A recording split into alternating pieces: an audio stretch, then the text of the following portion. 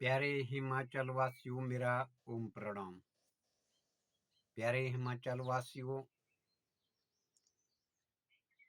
इस महीने जो है पंचायत चुनाव की पूरी तैयारी हो चुकी है। तो प्रत्याशी भी अपना अपना पोस्टर डाल रहे हैं। तो वो तो बहुत अच्छी बात है, क्योंकि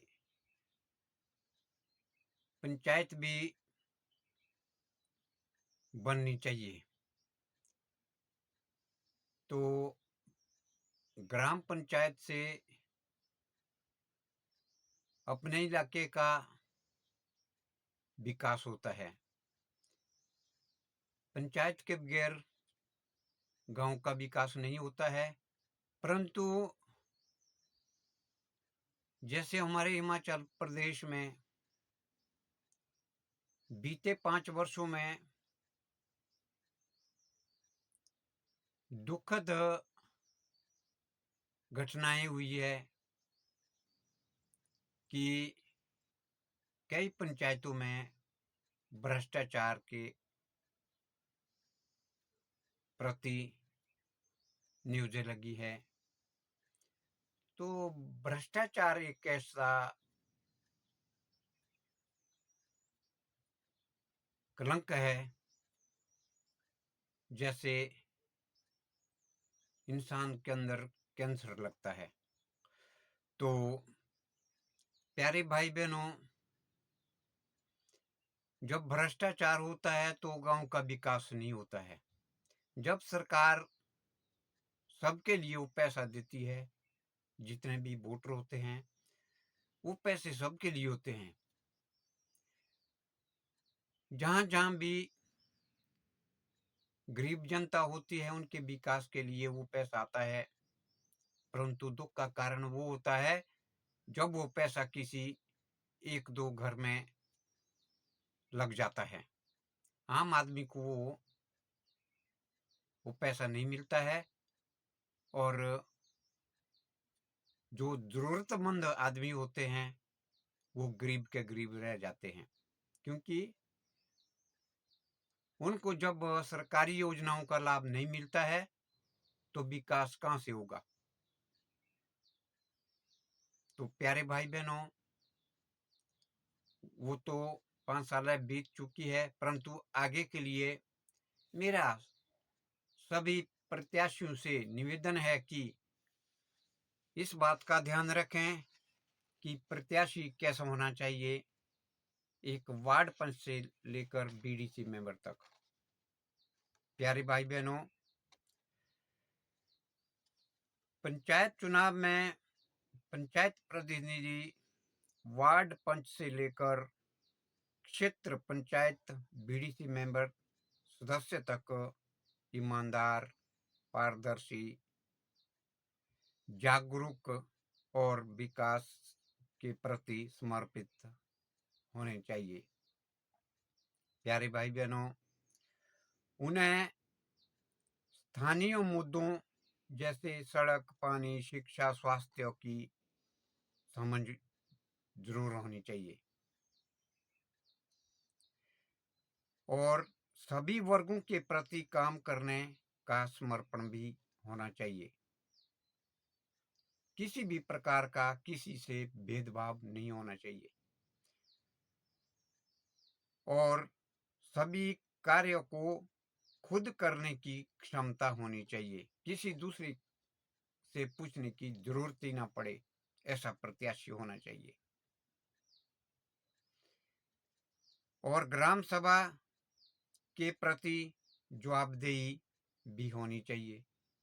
जब ग्राम सभा होती है तो आम आदमी को प्रश्न का उत्तर बिल्कुल प्यार के साथ देने की क्षमता होनी चाहिए, और ग्राम पंचायत में निस्वार्थ भाव से काम करने वाला प्रत्याशी होना चाहिए। स्वार्थ के पीछे उसकी भावना नहीं होनी चाहिए। निस्वार्थ भाव से कोई भी काम करना है, किसी का भी काम करना है, निस्वार्थ भाव से वो काम करना चाहिए। ऐसे उसके अंदर गुण होने चाहिए। पंचायत प्रतिनिधि के ऊपर अगर भ्रष्टाचार का आरोप लग जाता है तो सबसे पहले उनकी अपनी बदनामी होती है, और उसके बाद उनके माता पिता की, और उसके बाद उनके गुरु की बदनामी होती है। जिस गुरु ने उनको पढ़ाया लिखाया सिखाया है उनकी भी बदनामी होती है, उनका अपमान होता है, माता पिता का अपमान होता है, गुरु का अपमान होता है। ये सबसे बड़ी शर्म की बात होती है। प्यारे भाई बहनों, दूसरा, उनकी अपनी खानदान पर कलंक लग जाता है। पूरी खानदान को जो है बदनाम कर देती है। ये ऐसी बुराइयां तो जो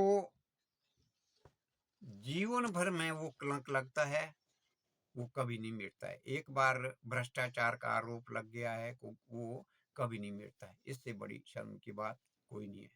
तो इसलिए प्यारे भाई बहनों, मैं हाथ जोड़कर निवेदन करता हूं कि अगर पंचायत प्रतिनिधि शुद्ध रूप से आएंगे, अच्छे आदमी आएंगे, और वही जो है गांव का विकास कर सकता है, गांव की जनता के गरीब लोगों का विकास कर सकते हैं। तो मेरा निवेदन है कि सबसे पहले वो अपने मन में सोच समझ करके जो है वोट के लिए उठें प्रत्याशी। तो जो भी प्रत्याशी है वो सोच समझ के जो है इलेक्शन लड़ने के लिए सिक्योरिटी भरें। अन्यथा वो जिसके अंदर क्षमता नहीं है तो वो पहले सिक्योरिटी ना भरें, ताकि आपकी बदनामी इलेक्शन जीतने के बाद ना हो। जो नहीं चला सकता है उसको पहले ही नहीं उठना चाहिए, ऐसा मेरा विश्वास है। जो मैंने अपनी जिंदगी में इन 72 साल में जो कुछ भी देखा है, मैंने अपनी आंखों से सब कुछ देखा है।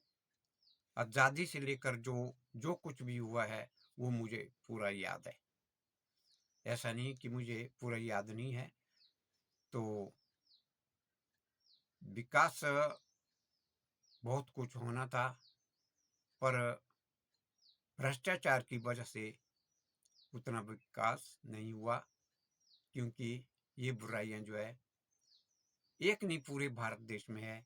इसलिए हमने अगर विकास करना है तो अच्छे प्रतिनिधि को पंचायत में उठना चाहिए। धन्यवाद। ओम।